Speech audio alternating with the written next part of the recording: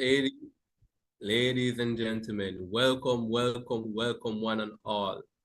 You are tuned in to the International Reparation Debate Competition for 2025.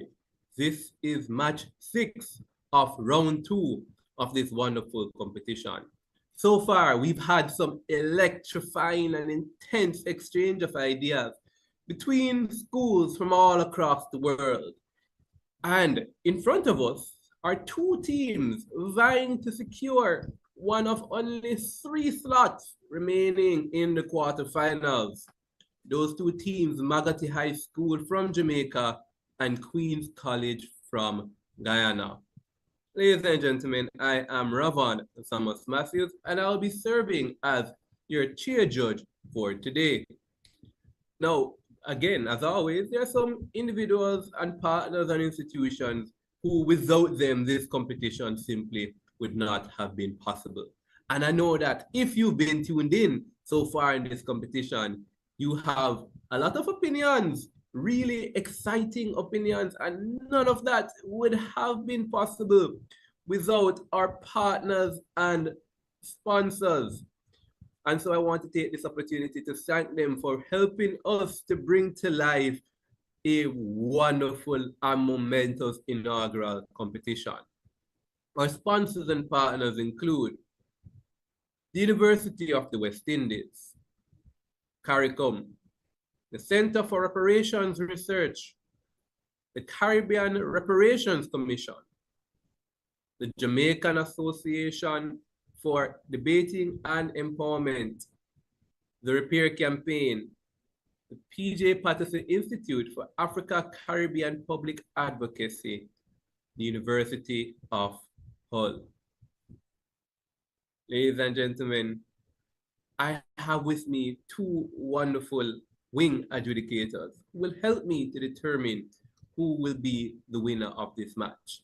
I want to invite them to introduce themselves, starting with Mr. Javon Downey. Good morning, ladies and gentlemen. The name is Javon Downey, and the distinct pleasure is mine of serving as a wing adjudicator in this match. I look forward to an exciting exchange and contestation of ideas. Thank you, Javon. And not to be outdone, Miss Leah J. Holness. Good morning, everyone. My name is Leah J. Holness, and I will be serving as a wing adjudicator, and I look forward to a very riveting debate. Thank you very much, Leah J. And I'm looking forward to such a debate myself, and I'm sure that we will have exactly that. Now, let us hear from the teams who are going to be debating. Yes, we want to invite the team in proposition, Maggoty High School, to introduce themselves. Good morning, everyone. My name is Zoe Williams, and I'm the first speaker. Good morning, everyone. My name is Deshaun Brown, and I'm the second speaker. Good morning, everyone. My name is Brittany Farquharson, and I'm the third speaker. Thank you very much. We now invite Queen's College to introduce themselves. Good morning, everyone. My name is Surya Walcott, and I'm the first speaker for Queen's College. Good morning, everyone. My name is Atia Alikok, and I'm the second speaker. Good morning, everyone. My name is Mahisa Budu, and I will be the third speaker. Thank you very much, Queen's College. The motion before us reads, this House opposes the idea that moral responsibility diminishes over time. Once more, this House opposes the idea that moral responsibility diminishes over time. Speakers, you know the structure, but for the benefit of the viewing audience and for those who are just tuning in, I will go over it. So each team has 3 speeches, 3 speakers. The first speaker from each team will get 7 minutes. The second speaker will get 6 minutes. And the third and final speaker from each team will get 5 minutes. The first and last minute of each speech is what we consider protected time. During protected time, no points of information are allowed. Outside of protected time, we encourage points of information. In between speeches, we have a really exciting treat for you, the viewing public. We call it the cross-examination period. And I'll tell you a little bit more about that period of cross-examination when we get there. Now you've heard enough from me. You want to hear from these stalwarts in debating. With that said, I invite the first speaker from the proposition team, Maggoty High School, Miss Sophie Williams, to open this debate. Judges, timekeeper, opposing and proposing team, good morning. As the motion reads, this House opposes the idea that more responsibility diminishes over time. Before I begin, let me define some key terms. According to the Oxford Dictionary, more responsibility refers to the ethical duty individual or the society have to be held accountable for their action. Diminishes mean to decrease in strength or effect over time, and time refers to the passage of years. This motion debates whether more responsibility weakens simply because time has passed. As a proposition, we firmly believe that it does not. The impact of wrongdoing does not disappear over time, so neither should accountability. On to my first substantive. Time does not erase harm. One of the strongest reasons more responsibility does not diminish over time is that it does not erase the harm that has been done. The pain, the suffering, and the consequences of wrongdoing do not simply disappear because the years has passed. If harm continues, so must accountability. The effects of the Europeans and slavery did not end when independence was granted. The Caribbean, Africa, and the other colonized regions still suffer economic underdevelopment, political instabilities, social inequalities, directed consequences of the European exploitation. The European empire, the France, Spain, Netherlands built their wealth through the unpaid labor of stolen resources of the colonized people. According to the Brown, the transatlantic slave trade between the 16th to the 19th century forcibly removed over 12 million Africans, subjecting to brutal conditions on plantation where their labor enriched European economics. The profit from the Caribbean, sugar, cotton, and tobacco flew with the Industrial Revolution and flew with the European banks, university, and infrastructure. Yet what happened when slavery ended? Not a single cent was given to the freed people who suffered for a century. Instead, in 1833, the British paid 20 million in reparation, not to the enslaved, but to the slave owners. The sum worth over 17 billion today, which was compensated to the colonized for losing their enslaved workforce. Meanwhile, the freed African descendants were left with nothing and forced in a cycle of poverty that still persists today. Ladies and gentlemen, how can responsibility diminish when the effect of the injustice still shape the Caribbean today? Today, the former colonial powers continue to profit from the stolen wealth while refusing to acknowledge their moral responsibility. Let us look at the Holocaust before and now. In 1933 to 1944, Nazi Germany carried out the genocide of 6 million Jews and targeted other groups, such as the Romance people, disabled individuals. Survivors were left without families, homes, and also financial security. Now in 2020, the survivors continue to suffer from PTSD, medical condition, and financial struggles. Germany still pay reparation to the survivors because the effects of the Holocaust did not end in World War II. No, ladies and gentlemen, time has passed, but the trauma and the consequences remain. The fact that reparations are still being paid today proves that justice must continue even decades later. On to my second substantive. Justice requires long-term accountability. If more responsibility fades over time, then justice would never be served for the greatest crime in history. But the world understands that justice requires accountability. According to the history book, after World War II, Germany accepted responsibility from the Holocaust, agreeing in 1952 to pay reparation to the Jewish survivors. Over the past 70 years, Germany has paid more than 90 billion because they recognize that the historical crime has a lasting effect upon them. The question is, if reparations were justified for Holocaust, why are they not equally necessary for the Caribbean, where millions of Africans were enslaved? The argument that those responsible are long gone does not stand a chance. Reparations are not about pushing individuals. They are about holding a nation and institution accountable, Mr. Speaker, for the benefit their country did enjoy from the historical injustices. The British, France, and other European nations still hold the wealth, land, and the global influence they gained through slavery. The Caribbean, on the other hand, still struggle with economic instability, limited development, are all noted in the same history. This is why the Caribbean Reparation Commission has demanded that the European nation take responsibility for their action, their 10-point reparation plan, which includes debt and economic investment and much more. The fact that the colonized government continue to resist meaningful reparation while maintaining their economic advantage prove that accountability has not yet been fulfilled. If they still benefit, why should their responsibility fade? The legal system recognizes that the crime against humanity has no status of limitation. The Rome Statute in 1998 ensures that the genocide, the slavery, the war crime can be protested at any time. In 2018, Jackie, a 95-year-old former Nazi camp guard, was deported from the USA for crimes committed over 17 years. This proves that time does not excuse historical wrong. Yet when a Caribbean nation demands reparation, European past, why does justice apply to some crime? In closing, for centuries, the colonized nation profited from the suffering of enslaved and the colonized people.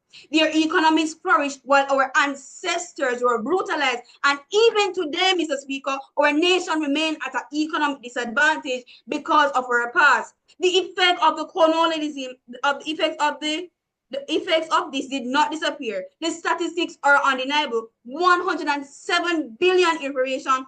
Time cannot erase things. Time requires justice. Time requires action, not excuses. Look at the secretary of the Nazi who killed 10,000 people. Now she is 97, Mr. Speaker. Did her age remove anything in their case? I thank you.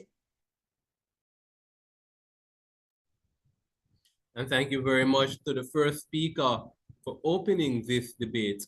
We now invite the first speaker from the team in opposition, Queen's College, to open the debate for that side of the House. We invite Soraya Walcott. Esteemed judges, honorable members of government, distinguished audience, good morning. It is an honor to stand before you today as the first speaker of the opposition to challenge the motion before us. This House opposes the idea that moral responsibility diminishes over time. We, the opposition, affirm that moral responsibility does indeed diminish over time, a claim that may unsettle some, but one that rests on the clear observation that the context, understanding, and application of morality evolve as society changes. To begin, let us define our key term, moral responsibility. According to the Stanford Encyclopedia of Philosophy, refers to the ethical obligations of individuals and institutions to be accountable for their actions. In redefining the moot, we assert that justice must be grounded in the present agency, a perspective that acknowledges both morality and legality as interwoven yet context-dependent constructs. When we speak of morality versus legality, we must recognize that while the law often codifies morality, history demonstrates that legal norms have frequently lagged behind moral evolution. Patrick Devlin famously argued that an established morality is as necessary as good government to the welfare of society. This interdependency, however, does not preclude the fact that both morality and legality are subject to change. We witness, for example, how legal principles such as just cogence, peremptory norms of international law, serve primarily as a safeguard against contemporary violations rather than a mechanism for holding present-day citizens accountable for historical wrong. Honorable members, let us examine the First Maroon War, where the treaty that obligated the Maroons to capture and return runaway slaves effectively made people like Kuju enforcers of the very system they had resisted. Was Kuju a part of the problem or the solution? Should we hold him accountable for aiding in continuing enslavement for others? In similar vein, consider the Mongol conquest led by Genghis Khan. In his own words, in the space of 7 years, I have succeeded in accomplishing a great work and uniting the whole world in one empire, as quoted in the tyrant's 2,500 years of absolute power and corruption. His campaign resulted in vast destruction and loss of life across Asia and Europe, yet in his era, territorial expansion and consolidation of power were celebrated rather than condemned. If we were to apply modern moral frameworks retroactively, every empire from the Mongol invasion to colonial expansions would be judged by present-day standards rather than the norms of their time. How can we hold contemporary moral values as the sole benchmark for actions taken under entirely different social and legal paradigms? To do so would be to demand accountability from history itself, a demand that is neither practical nor just. Honorable Speaker of the House, esteemed judges, let us keep in mind that the implementation of statutes of limitation in legal systems further evidences the evolution of moral frameworks over time. These statutes recognize that as time passes, the clarity of evidence and understanding of the event in question diminishes. Justice in these cases is not about relitigating history ad infinitum, but about ensuring that accountability is proportionate to society's capacity to remember and understand past actions without such temporal boundaries. Honorable members of government, can you deny that the church is a symbol of moral authority? Historically, the church not only interpreted moral law, but actively shaped it, even in the context of endorsing slavery. According to Dr. Alison Witts in her article, How Pope Nicholas V used the church to start the disgraceful slave trade, she states, and I quote, in 1452, Pope Nicholas V charged Alfonso of Portugal with the Christian duty to enslave any non-Christian, end of quote, an action now universally condemned. The fact that British law, heavily influenced by Christian law, has evolved to repudiate such practices is a clear indicator that what was once deemed morally acceptable can and does change over time. Does it not then follow that our contemporary call for reparations, while entirely justified, should be seen through a lens that acknowledges a diminishing moral responsibility as society evolves, rather than a perpetual indictment of past norms?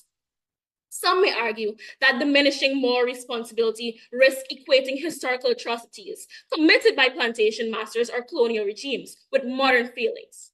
Yet, when we examine countries that have paid reparations, such as Germany after World War II, we find that while reparations can help address historical wrongs, they are also accompanied by a mutual understanding that responsibility evolves as generations pass and societies heal.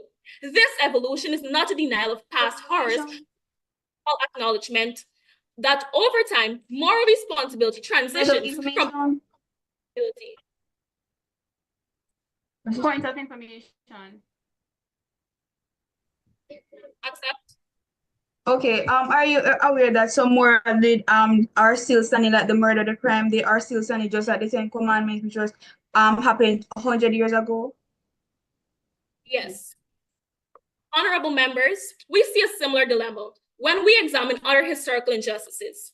Take, for example, the brutal colonial rule in the Congo under King Leopold II caused immense suffering, with lasting impact still felt today.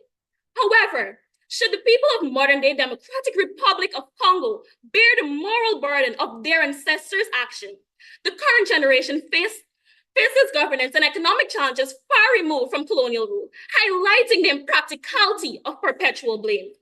Critical race theory developed by scholars such as Derek Bell and Richard Delgado acknowledges the lasting impact of historical injustices, but argues that solutions must be grounded in present-day power structures and societal evolution. While history shapes our reality, holding on to a fixed notion of moral responsibility risks creating an endless cycle of retribution rather than enabling real progress. In summary, honorable members, our stance is clear. While we unequivocally condemn historical atrocities, we must also recognize that moral responsibility indeed diminishes over time. The past cannot and should not be judged solely by contemporary standards. As law and morality evolve, so too must our pursuit of justice, grounding it in the agency of the present. Without such evolution, reconciliation and healing become impossible, and every Historical act is condemned without a prospect of progress. Societies must move forward, and while history must be remembered, it cannot serve as an unending moral debt. Thank you. And thank you very much, Saraya Walcott, for that contribution to the debate.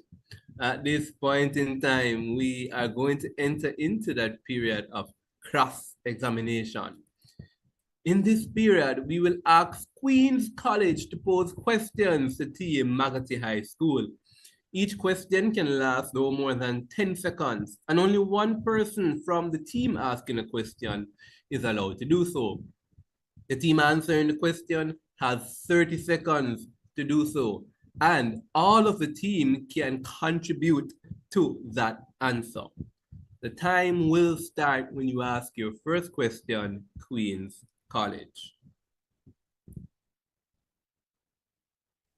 Survivors of the Holocaust were present to receive apologies and reparations. Do you believe that apologies, rather moral accountability, would be just as effective if given to people who did not directly experience injustices of the transatlantic slave trade? Could you please repeat that? No problem. Survivors of the Holocaust were present to receive apologies and reparations. Do you believe that apologies, rather moral accountability, would be just as effective if given to people who did not directly experience injustices of the transatlantic slave trade?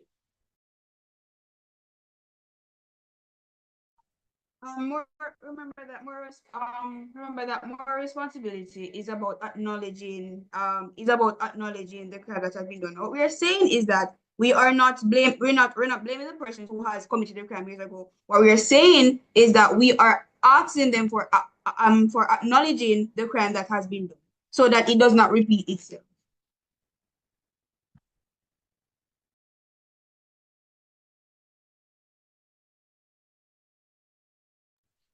All right, the next question in Queen's College.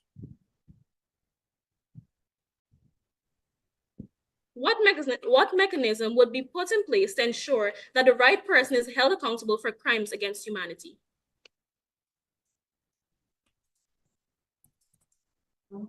The Crown would be the person that would be reparated for everything that the British have done in the past. Because for generation to generation, they have passed on their wealth, their fame, and their legacy. But when it comes on to reparation, they're saying something else. Shouldn't the Crown hold that also responsible?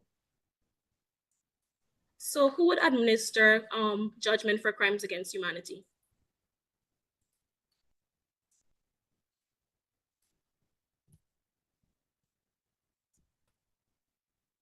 The Crown.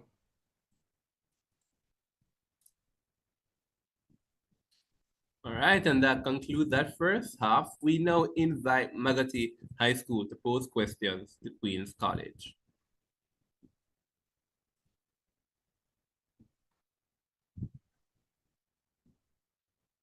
If moral responsibility fades over time, does that mean survivors of historical injustices have no right to seek justice because time has passed? Yes. Can you repeat the question, please?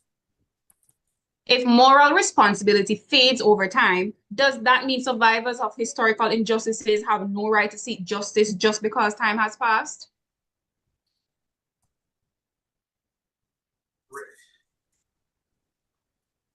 No, we are not implying that survivors of victims of crimes against humanity are not liable to the justice that they deserve. However, once those victims have passed, the justice would deem to be impractical.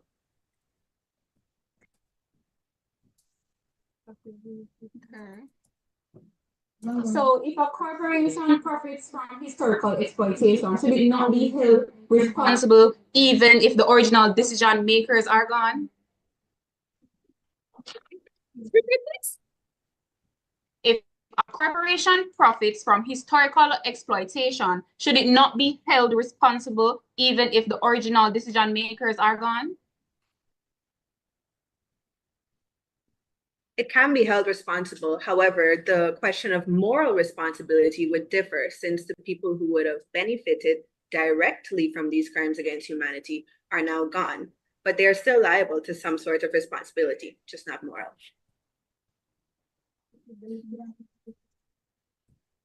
But are you aware that the benefits are still there because you're still benefiting from the highway, the roads, and also the government system?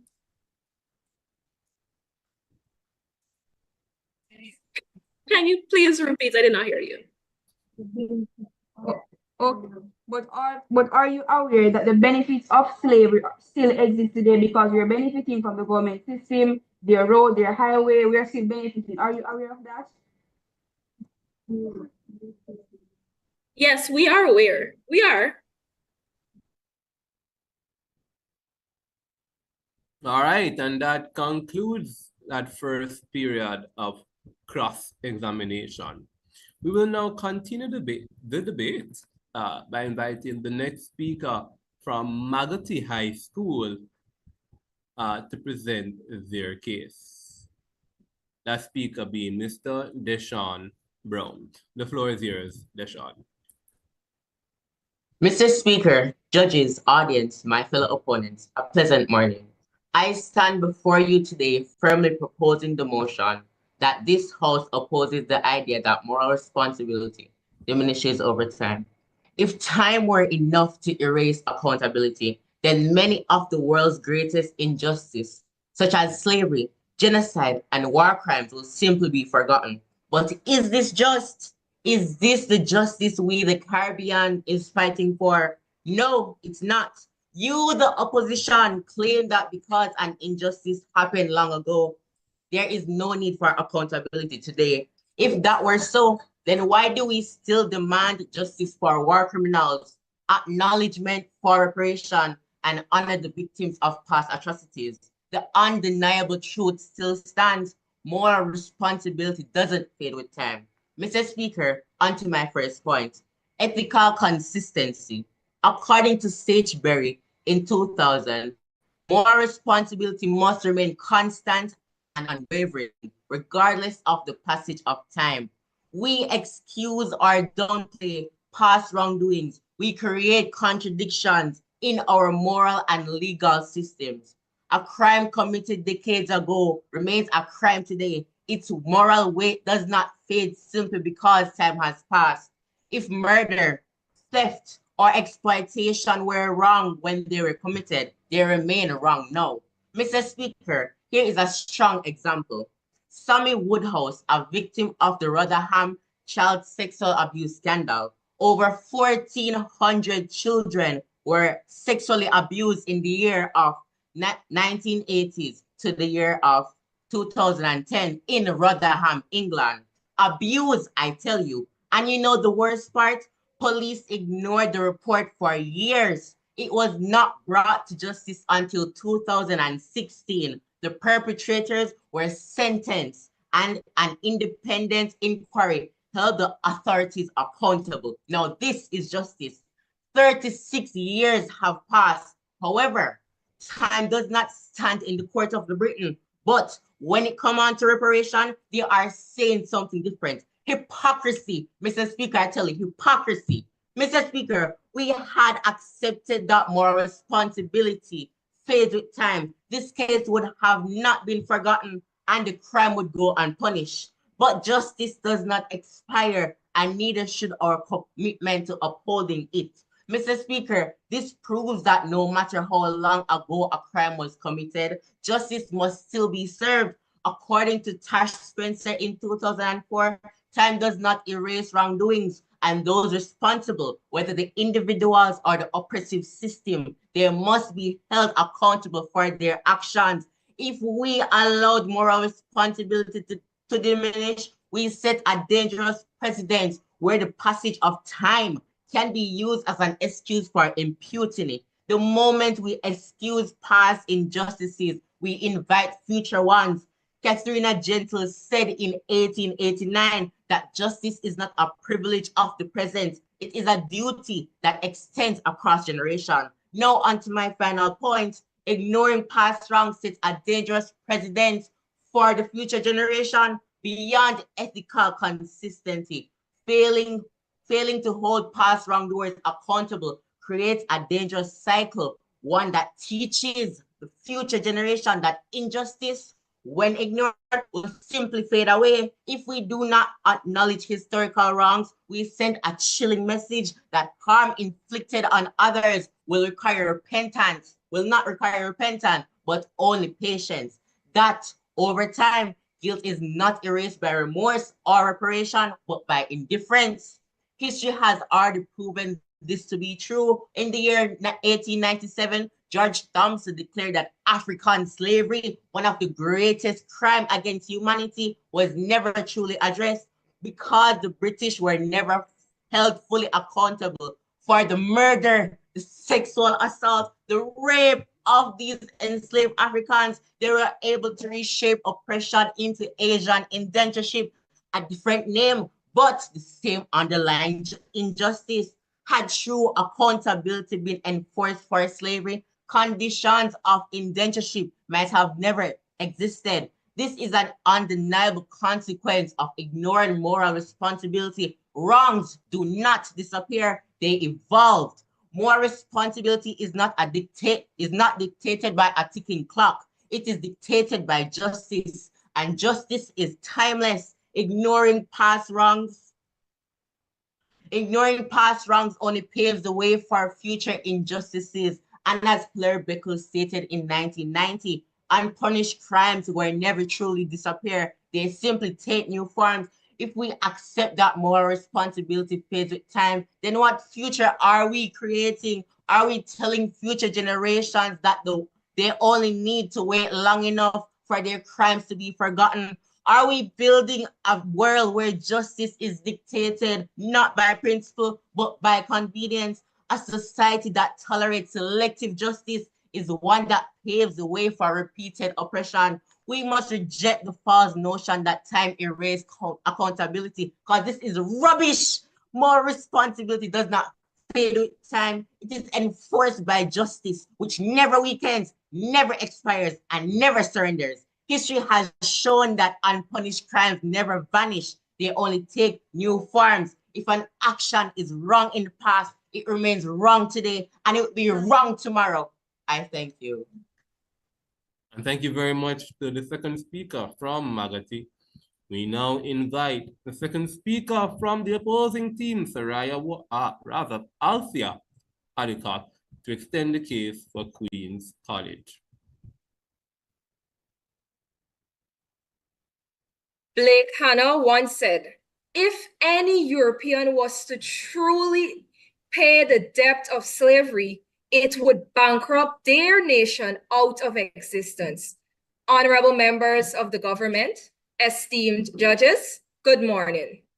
Our first speaker has already spoken on the evolution of morality. As the second speaker of the opposition, allow me to further refute the claims put forward by this motion. This House opposes the idea that moral responsibility diminishes over time. Firstly, Mr. Speaker, Aristotle Nicomachean Ethics discusses that moral responsibility is most effective when those individuals and institutions who are directly responsible and affected are still present. According to the Civil Liberty Acts of 1988, reparations were most effective for Japanese Americans because many survivors were still alive to receive payments and apologies. However, Mr. Speaker, in this case, such would not be practical since those directly impacted are no longer alive. And even if records exist that can help trace the victims or perpetrators of the horrific crimes, a number of Caribbean are of mixed ancestry, including, by the way, European heritage. Therefore, what viable metrics would be used to determine who should pay or receive reparations without being subjective? According to Catch a Fire, The Life of Bob Marley by Timothy White, renowned Jamaican songwriter Bob Marley was of mixed racial heritage. His father was a Creole man of English descent, while his mother was a Black Jamaican. And as stated in Blood and River by the Elsa Carbon, Puffy, who was a revolutionary that led the 1763 slave rebellion right here in Guyana, his wife was the daughter of the then colonial government leader. Honorable members, would their children therefore be required to pay or to receive reparation? What about the vast majority of enslaved people who were captured and sold by their fellow Black Africans? As highlighted in Huge Thomas, The Slave Trade, are you planning to demand compensation from those West African countries for their past part in this evil trade too? Secondly, Mr. Speaker, scholars, historians, even philosophers like Immanuel Kant stated that guilt is not hereditary. The current European generation cannot and should not be morally liable for crimes they neither contributed to nor endorsed. And if the honorable members of the government stands for this motion, then they are proposing that modern day Germans who were not even present during the Second World War bear the same moral burdens as those who lived through it. Honorable members, if my mother committed a crime 40 years ago, should I be morally responsible for her wrongdoings? The sins of my mother should not fall on my shoulder. Mr. Speaker, is the government insinuating that if Netanyahu, the Prime Minister of Israel, who is currently being accused of war crimes against Palestine, dies, his children, no, matter of fact, his great-grandchildren should be held more accountable? Point of information? Yes, point of information. You keep bringing up the point of Bob Marley. Maggoty, a little louder, please. Can't hear. Yes, I'm saying you keep on bringing up the point of Bob Marley and his parents, but we're not taxing individuals. The crown is the one that should be held responsible. The organization that is. My point was not on that. I was saying that Bob Marley is made of two. He's made up of both African and European descent. How would you guys know who should his generation receive or give reparation? That was the point. The facts are clear, Mr. Speaker. Holding today's youth morally accountable for the sins of their ancestors turned justice into nothing than a generational guilt trip. Mr. Speaker, reparations should be strategic and forward-thinking, not rooted in indefinite moral blame. As Jamaica's own Bob Marley said, emancipate yourself from mental slavery. None but ourselves can free our mind. Why then should we cast blame in hopes for liberation? Instead, we must focus on practical justice, not perpetual guilt. The Truth and Reconciliation Commission in South Africa shows that true justice restores rather than condemns.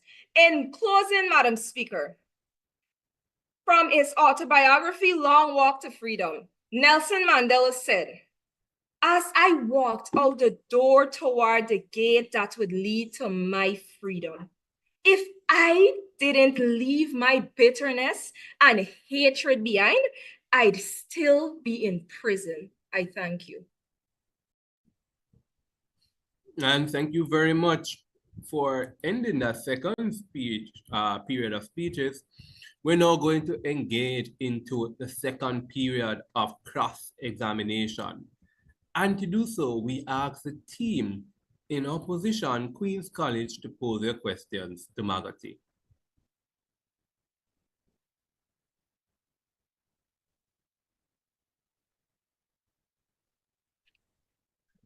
While war crimes and other injustices are still being persecuted, do you truly believe it would be fair to persecute the descendants and not the perpetrators of enslavement for the horrific crimes that occurred during that time?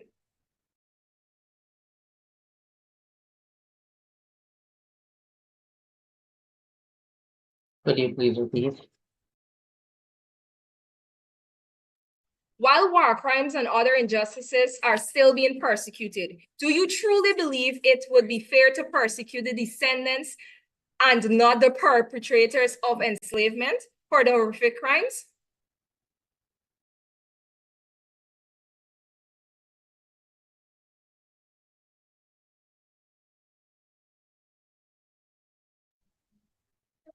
Your answer, Maggoty? So it's not right to persecute the descendants of wrongdoings or crimes they did not commit. Justice should target those responsible, not individuals who merely share ancestry. However, when discussing historical injustices like colonialism or slavery, the issue is not about punishing descendants, but also acknowledging and addressing the ongoing harm caused by those injustices. How can the Crown be held morally responsible when moral responsibility is a personal attribute? Well, the crown is British, right? So how can the crown pass down wealth, fame, and the role of the crown generation to generation? But when it comes to the responsibility of reparation, they are saying something different.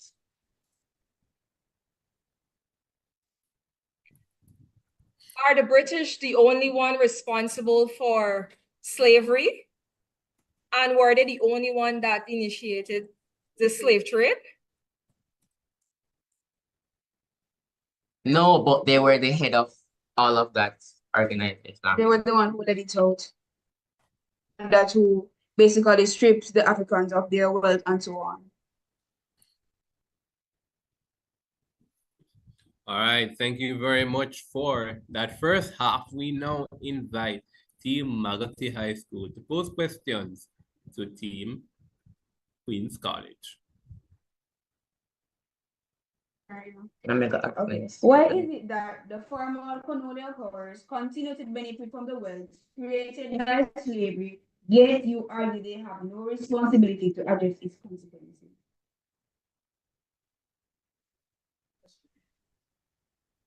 Can you please repeat the question? Why is it that former colonial powers continue to benefit from the wealth created by the history, yet you argue that they have no responsibility to address their consequences? Again, we aren't saying that they aren't responsible. However, when we speak on moral responsibility, we cannot put blame on the descendants of those.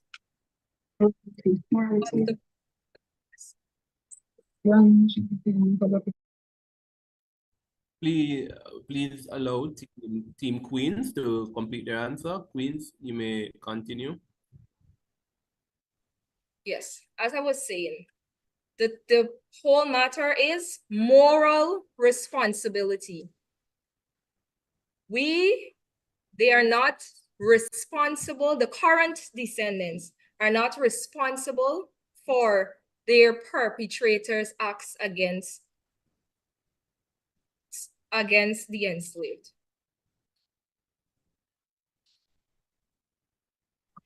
Remember that morality helps share current laws. And further stated in your second speaker, you said something about statute of limitations. The statute of limitation is proof that there is no limitation to crimes against humanity, and slavery was. So why shouldn't the Caribbean seek reparation? Excuse me, but I know in my speech mentioned statute of limitations.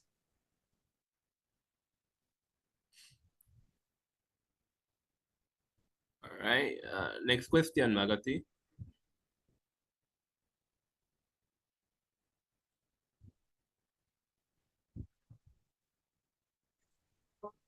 Would you say that if Britain ignores its colonial past, how can it claim to be a leader in promoting human rights and global justice? As of currently, it isn't the leader of reparatory justice across the world. In fact, what nations and former mother colonies might have tried to push for is the repair of the past actions that they would have committed against regions like the Caribbean, instead of taking on moral obligation for them. All right, and thank you very much for that second period of cross-examination, and thank you for insightful debate so far. At this point in time, we will now pause for 1 minute, and that 1 minute is so that you, the teams, can put the finishing touches on your reply speeches. After which, we will invite the opposition reply speaker, followed by the proposition reply speaker to conclude this debate. Your 1 minute prep time starts now.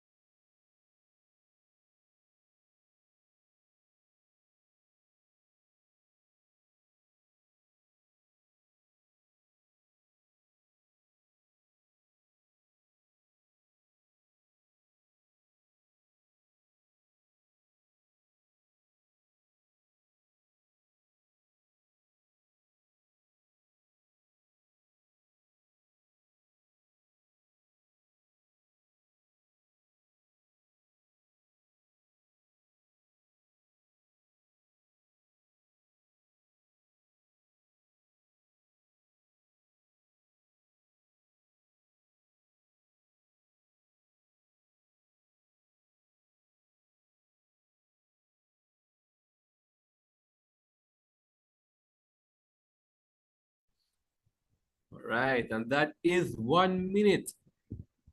To conclude the debate for team opposition, from Queen's College, we invite Ms. Mahisa Baru.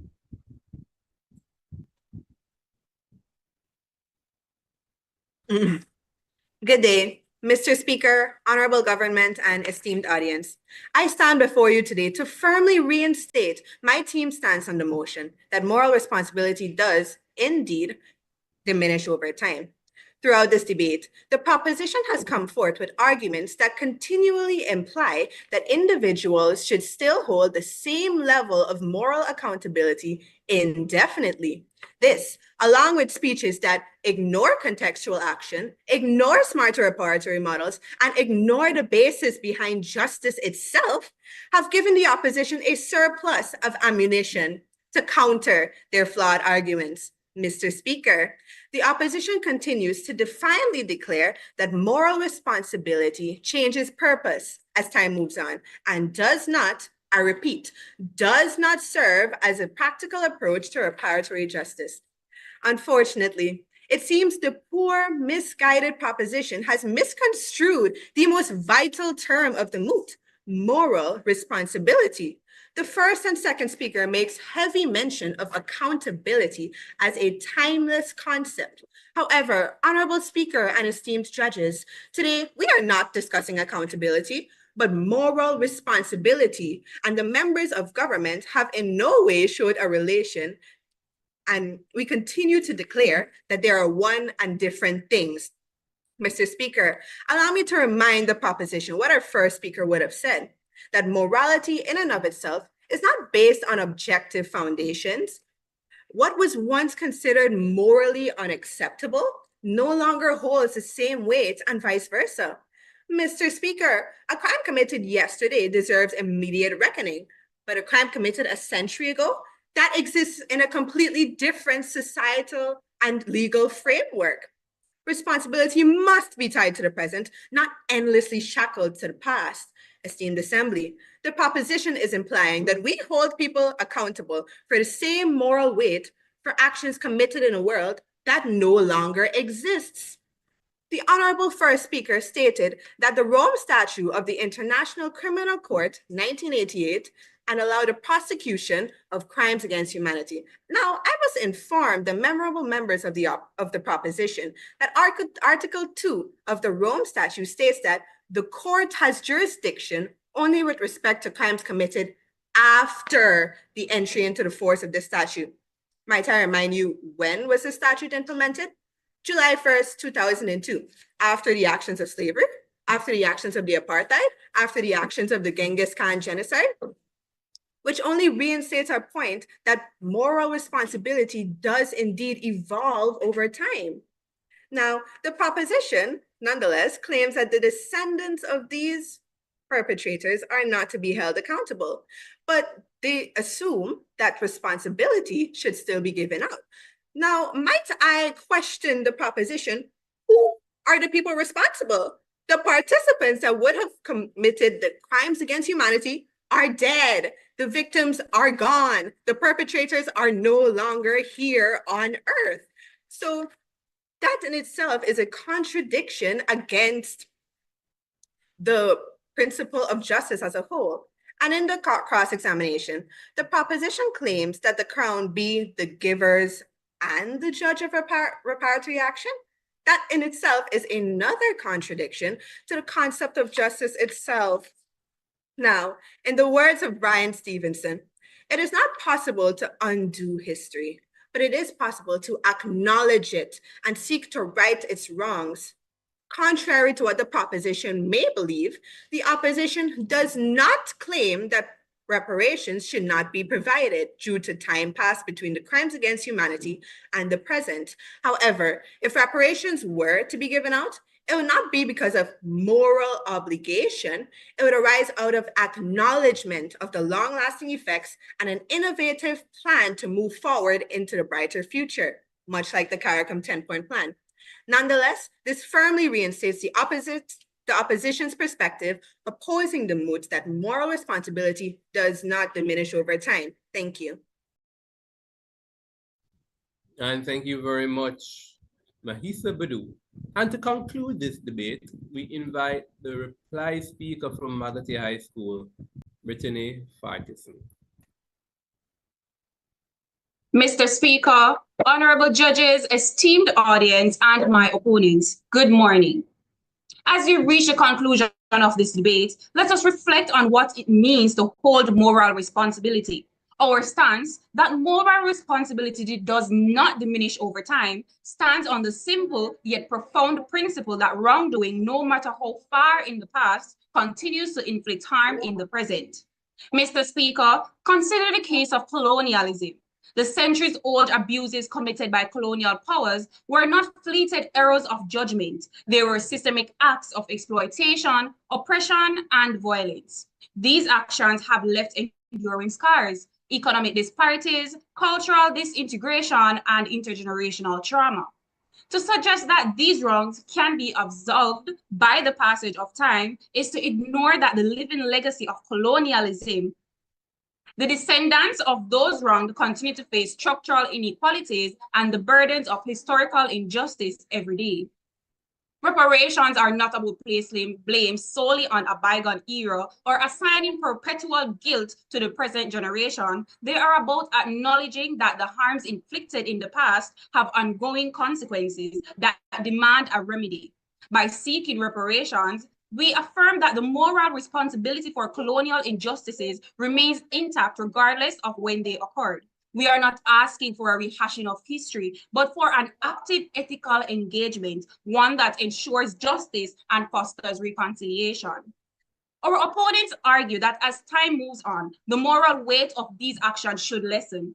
But this argument dangerously leans out the false notion of moral amnesia, a forgetting of pain and injustice that continue to shape societies. If we accept that moral responsibility wanes with time, we risk excusing not only historical sins of colonialism, but also any future injustice that might claim the same privilege of being in the past when consequences emerge.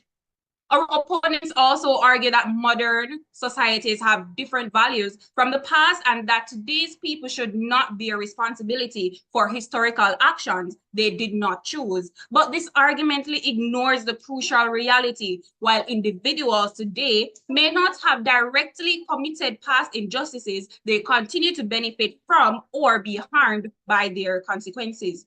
My opponents argue that revisiting past injustices can create the division of resentment. However, at the same time, they acknowledge that societies have progressed with different values, suggesting that we have learned from the past. But how can we learn from history if we refuse to acknowledge it? This contradiction exposes a flaw in their reasoning. They want to claim that moral responsibility fades over time, yet they also rely on the idea that societies evolve by addressing past mistakes. You cannot have it both ways. True unity is built on justice, not selective amnesia. If we fail to confront historical injustices, the consequences of those wrongs persist, whether in economic disparity, racial inequality, or social exclusion. Real progress does not come from sweeping history under the rug, but from actively acknowledging and addressing its impact.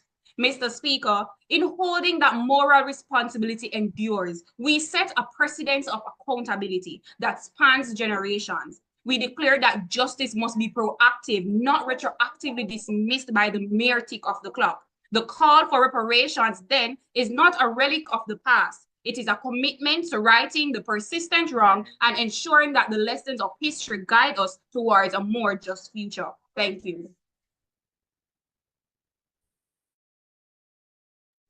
And thank you for both teams for giving us a wonderful debate. At this point, we will now excuse ourselves to a different room to return to you shortly the results of this match.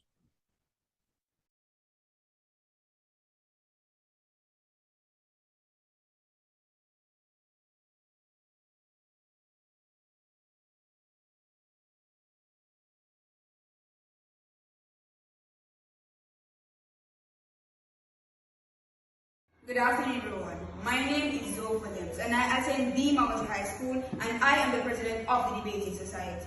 Good afternoon, everyone. My name is Brittany Ferguson, an upper sixth term student at the Maggoty High School. Good afternoon, everyone. My name is Deshaun Brown, and I'm a lower sixth student of the Maggoty High School. And we are here to take our spot in the Reparation debating competition. Let me tell you why.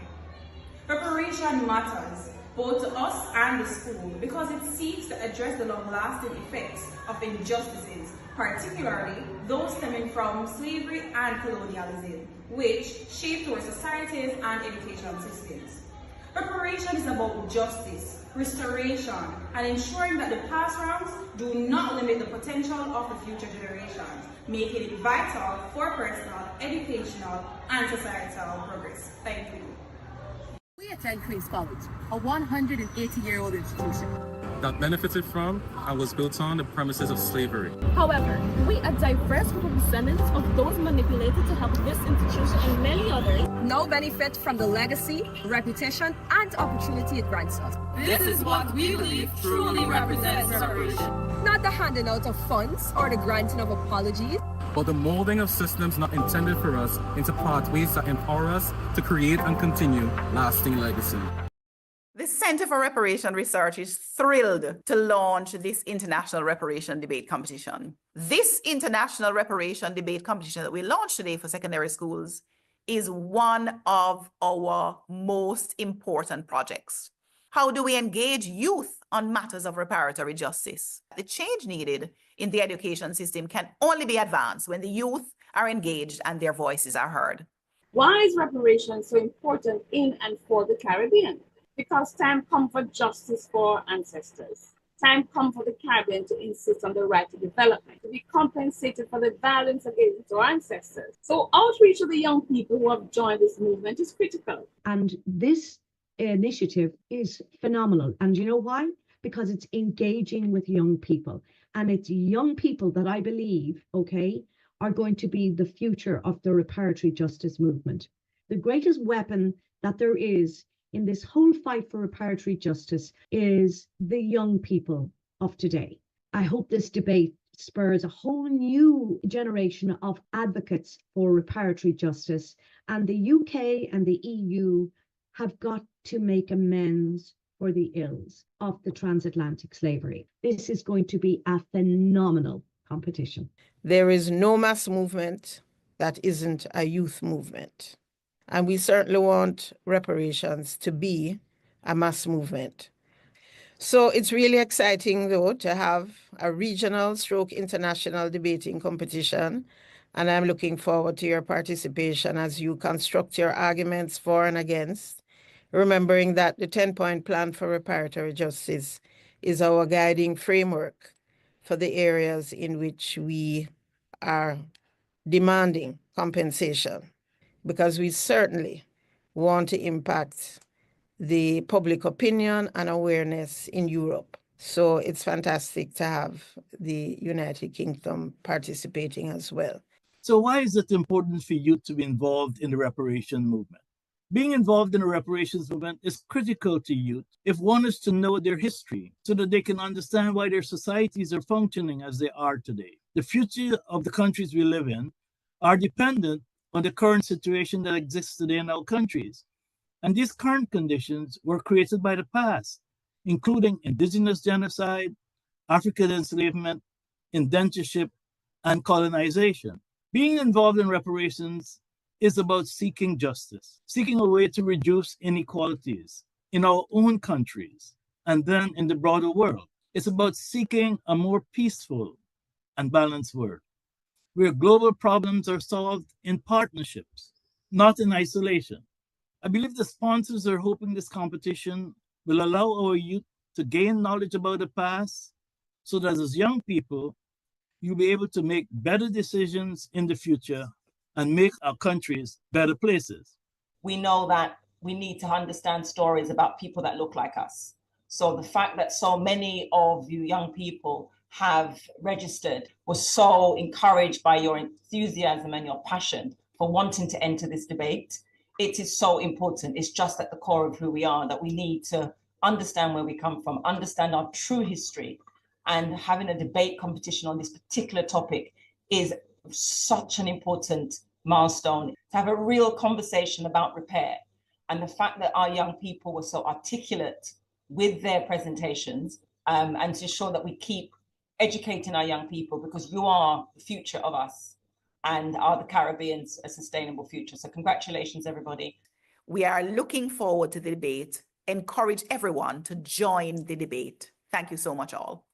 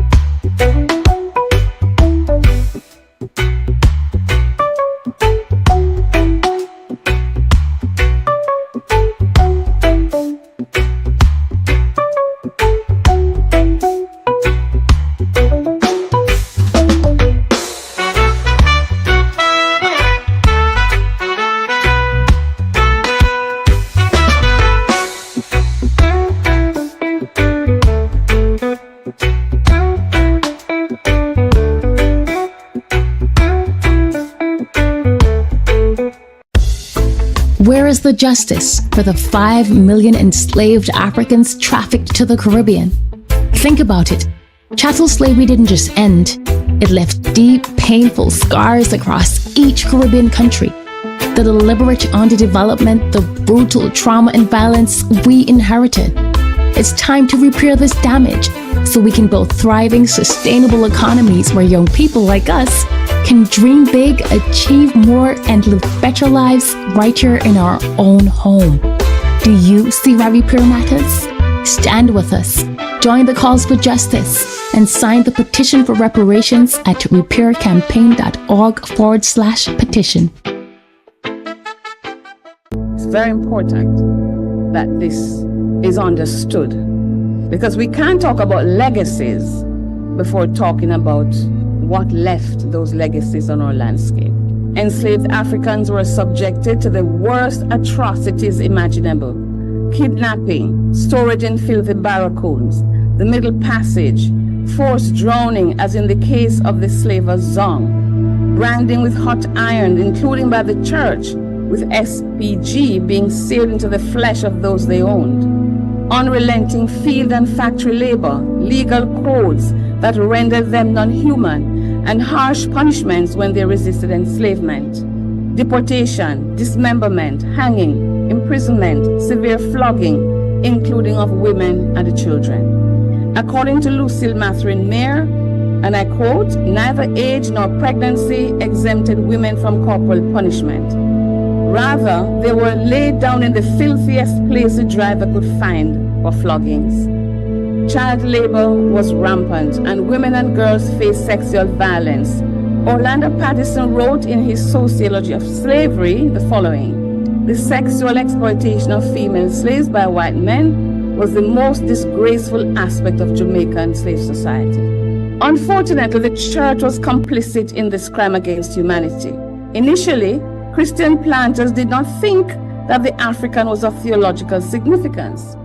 According to Elsa Gavaya, and I quote, "Early English slave law almost totally neglected the enslaved as a subject for religious instruction, as a member of a family, or as a member of society possessing some rights, as the same rights as everyone else." Did you grow up on Anansi stories? Yep, most of us have. But did you know that Anansi played a major role in our ancestors' survival? So let's talk about it. He's more than just a trickster spider. He was a means of inspiration for resistance. Anansi's cleverness in outsmarting his rivals mirrored tactics enslaved people used in their daily lives. By pretending to be foolish or inept, a technique known as play fool for catch wise, enslaved people lowered their enslavers' expectations and reduced suspicion. These methods, inspired by Anansi, are known as Anansi tactics, or in Twi from Ghana, Anansi Sem. Anansi outwitted powerful animals and even white enslavers using cunning and wit. During the plantation era, Anansi tales were shared in enslaved quarters and sometimes in front of European enslavers. These stories, recorded in journals, reveal how enslaved people used public performances to mask hidden defiance. Plantation whites often missed the rebellious messages in these tales.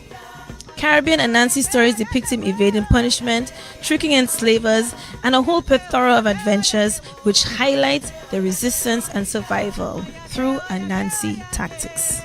400 years ago, my people were dragged from their homes, tribes, families, placed on floating wood, and shipped across the Atlantic to what would be later described as the most inhumane act of all time. Cold, dark, uncomfortable, cannot describe the trip in ships where whips did not fail to miss. Injustice, rape and disgrace, blood rains, brute, force, ignorance, hate in their veins. Sweat and tears, labor revealed, produce from king fields only for the esteemed. 400 years of eroding one's pride, culture, heritage, value. 400 years of the iron chain, stringing up, leaving bare. Oh, but they never cared. Why fight when you would be met with sharp blades? So don't you dare cry out in fear. Why not plan escape with the plaiting of one's hair? Oh, the drums, listen, dance, communicate. For tonight we fight a battle not even death could spare. Blue eyes, white skin, master said that's beauty within. But guess what? Black, brown, gold, royalty, reparations we are owed. Them say hassa, but we say cassava. That's where we get the strength from to beat and conquer. For tonight we're returning to Ghana. You may say, I am a descendant of slaves because of the rich melanin that gushes from my pores. But I came to tell you tonight, I am not a slave, rather the descendant of kings and queens. I am the embodiment of the divine. I do not chase, I align, I attract. What's meant for me already has my name on it. I am the personification of beauty, the expression of love, the creator of life, the acknowledgement of freedom.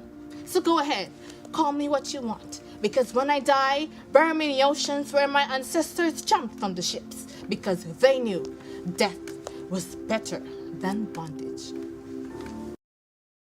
And here's what does need reparative justice.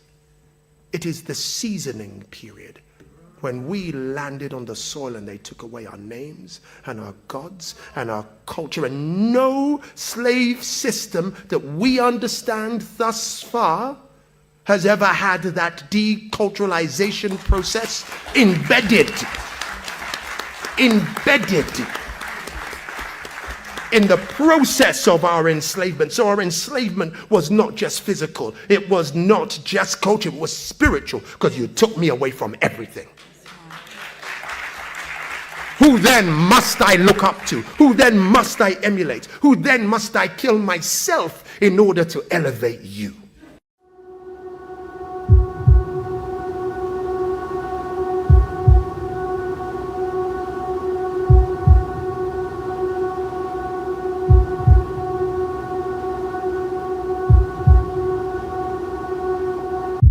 What is common about the wealth?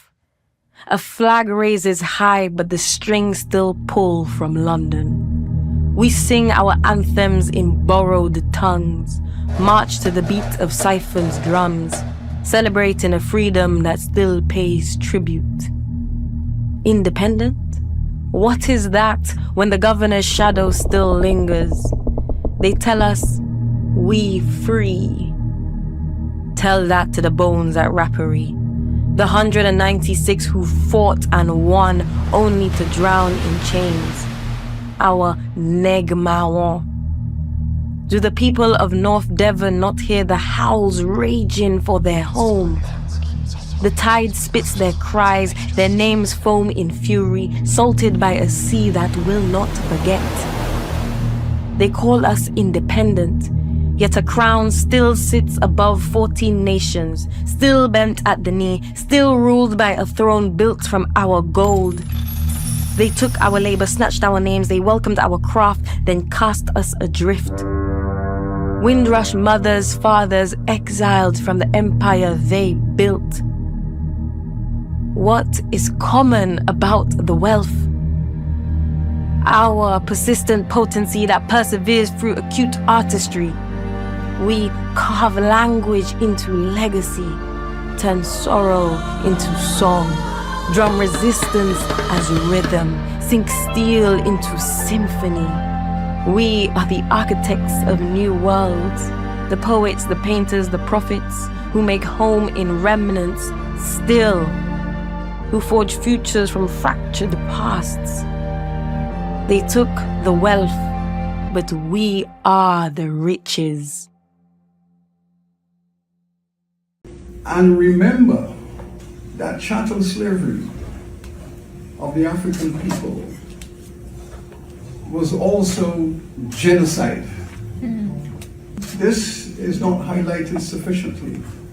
If you take my home island of Barbados in the Caribbean, the British brought 600,000 people into Barbados. 600,000 Africans were brought into Barbados. The black population of Barbados today is 280,000. How do you reduce 600,000 to 290,000 after 200 years? They brought 3 million into Jamaica. At the end of the slavery malarkey, there were just about 600,000. The survival rate of African people in the Caribbean was about 17%. It was horrendous. The Conference of Heads of Government of the Caribbean Community. But I will say to you, therefore, that the issue of reparations for the transatlantic slavery is an issue that we will take up with you. and that the appropriate apology and compensation is paid, and that the international community accepts that this should never happen again. And yes, Honorable Deacon Mitchell, slavery is a crime against humanity.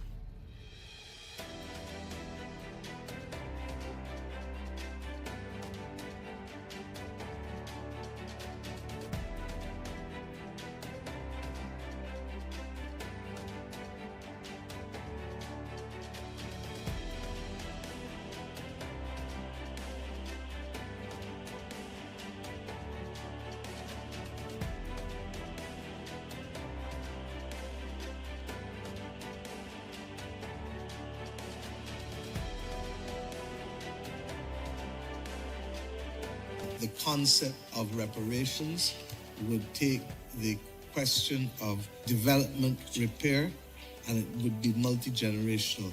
What needs to happen is face-to-face discussions, which we deem as absolutely important, because if you can't see me or hear me, it is not appropriate to be able to make a judgment as to who or what I am and what I should receive. Progress also means reparatory justice to heal historical wounds and climate justice to secure our future. We must be bold, demand what is owed, and build a Caribbean that thrives.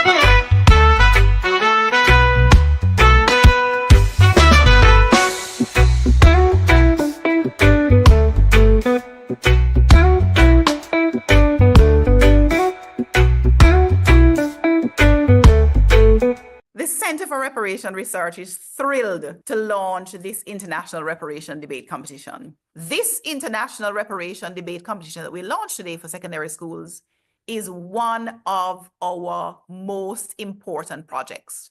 How do we engage youth on matters of reparatory justice? The change needed in the education system can only be advanced when the youth are engaged and their voices are heard.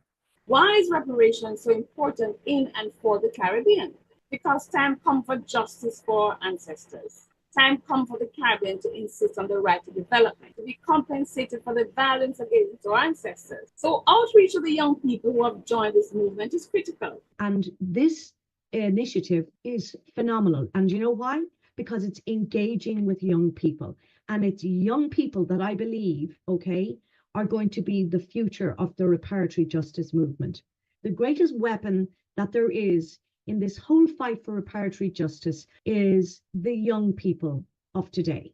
I hope this debate spurs a whole new generation of advocates for reparatory justice, and the UK and the EU have got to make amends for the ills of the transatlantic slavery. This is going to be a phenomenal competition. There is no mass movement that isn't a youth movement. And we certainly want reparations to be a mass movement. So it's really exciting, though, to have a regional / international debating competition. And I'm looking forward to your participation as you construct your arguments for and against, remembering that the 10-point plan for reparatory justice is our guiding framework for the areas in which we are demanding compensation, because we certainly want to impact the public opinion and awareness in Europe. So it's fantastic to have the United Kingdom participating as well. So why is it important for youth to be involved in the reparation movement? Being involved in the reparations movement is critical to youth if one is to know their history so that they can understand why their societies are functioning as they are today. The future of the countries we live in are dependent on the current situation that exists today in our countries.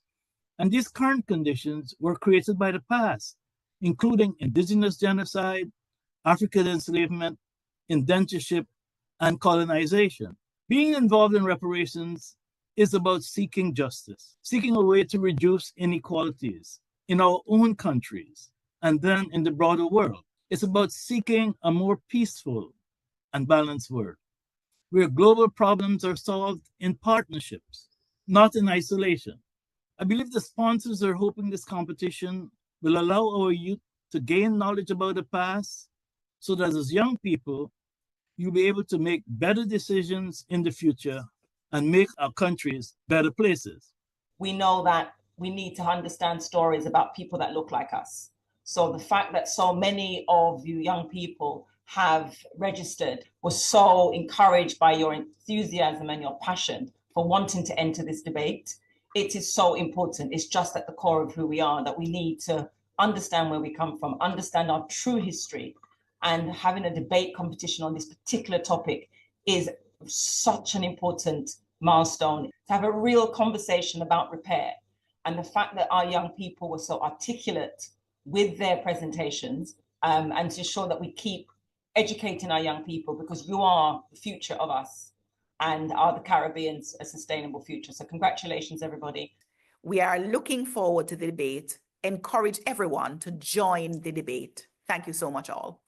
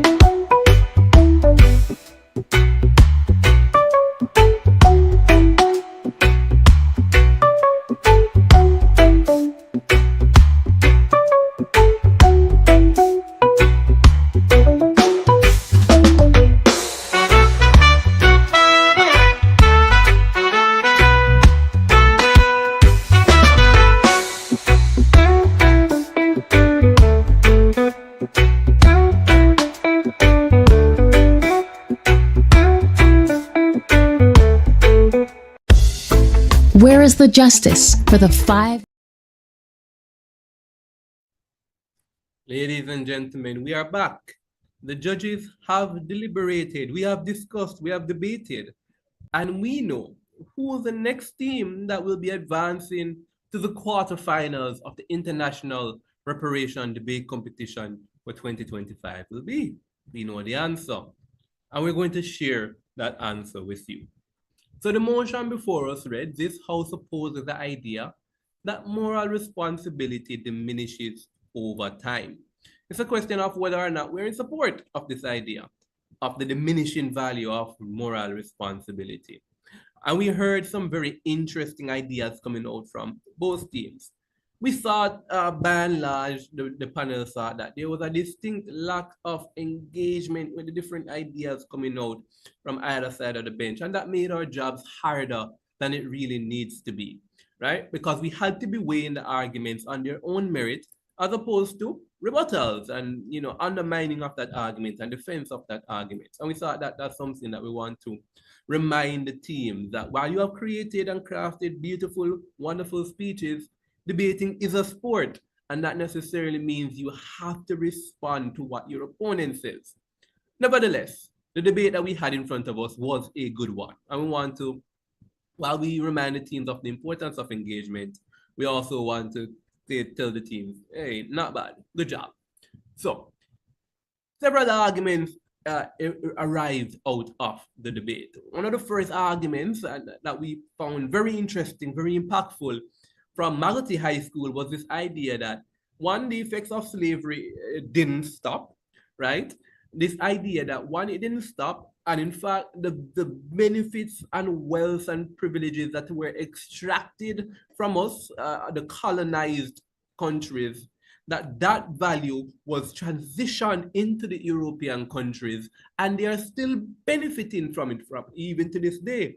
And then this idea that because they are still benefiting from enslavement, then they have indeed a moral responsibility nonetheless for as long as that benefit exists. And that benefit is going to exist into perpetuity. Therefore, moral responsibility for that benefit should exist into perpetuity. We found that to be a very interesting, impactful argument in the debate.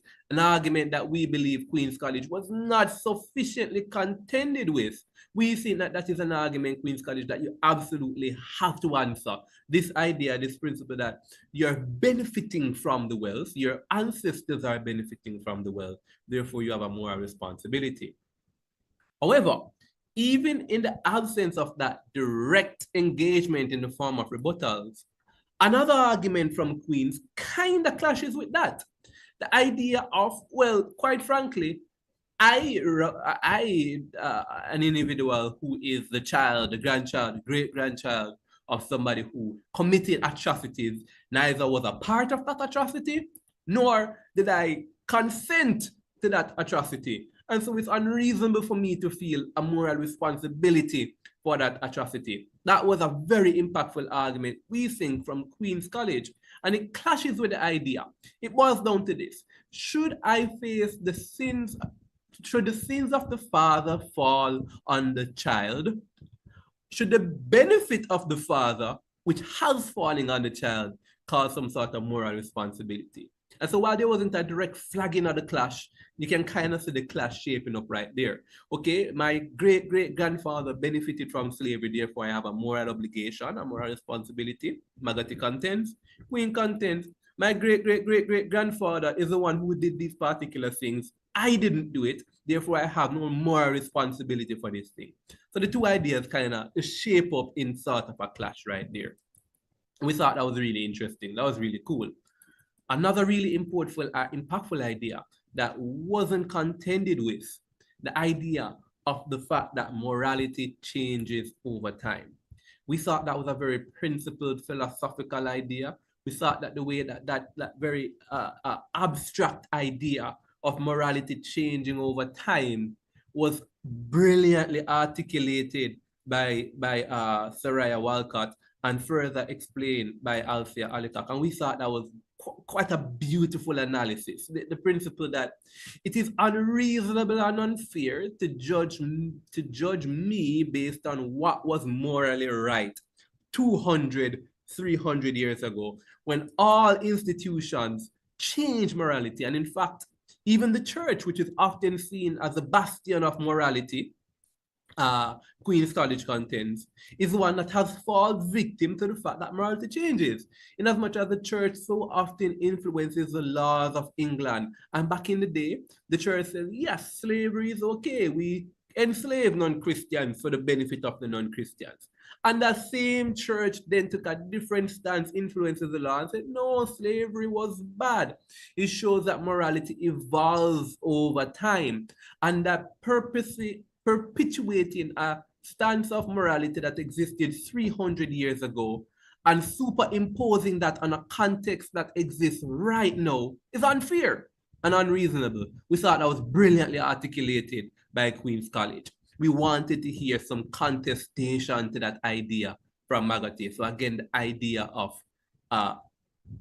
not engaging with the clash is something that we see happening there. But we thought nonetheless that was a beautifully articulated piece of moral principle from Queen's College, and the judges quite enjoyed that.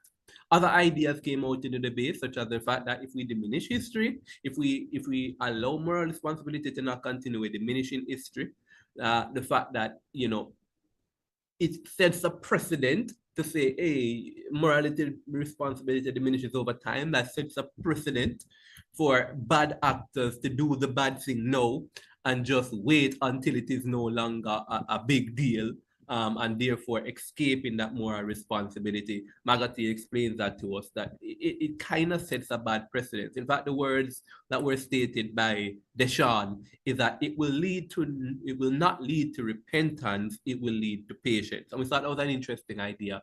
Again, we needed some more contestation from both teams on that particular thing. The last thing that I want to say, because I've been speaking for a while and I know that the teams are anxious to hear what the call is. The idea that it's most impactful when the person is alive. That's another clash. Maggoty says that morality exists over time and that we should prosecute people. There's no statutory limitation to prosecute people for 37 years of crime, but that doesn't directly answer Queen's College's contention that when the person is dead, the perpetrator is dead, the victim is dead, then the effectiveness of any action is diminished, and therefore, definitionally, moral responsibility diminishes over time. If the perpetrators and the victims of the crime are dead, then fundamentally, that responsibility diminishes as generations go on. So, ladies and gentlemen, after discussing it and debating it and weighing arguments and clashes where they existed, the judges concluded that the team that has won this match and that will be moving on to the quarterfinals of the International Reparation Debate Competition for the year 2025 is the team from Guyana, Queen's College.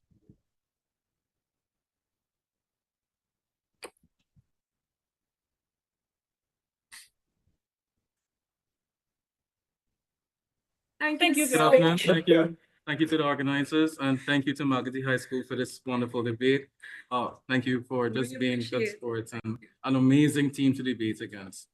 It's an honor to represent our country, and it's an honor to be here representing the Caribbean and debating in a Caribbean context. Thank you, thank you, thank you, everyone. It was an honor debating against you guys, and we loved your arguments also.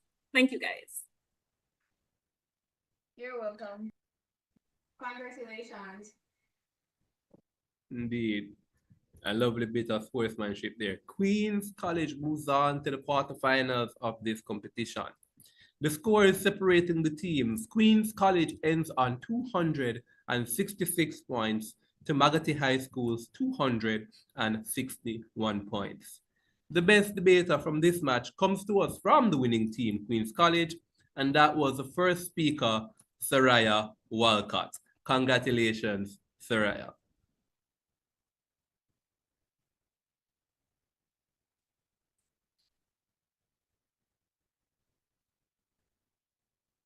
The best debater, Saraya Walcott. Commendations as well to Sophie Williams from Team Maggoty High School. We particularly loved your speech as well. Ladies and gentlemen, that concludes this match. Join us 1 p.m. where we see Clarendon College going up against Bishop's High School, Tobago. Jamaica versus Trinidad and Tobago, and they will be debating the motion. This House would prioritize canceling Haiti's foreign debt over financial compensation as reparations for colonial exploitation. I am Ravon Thomas Matthews. It has been a pleasure. See you at 1 p.m.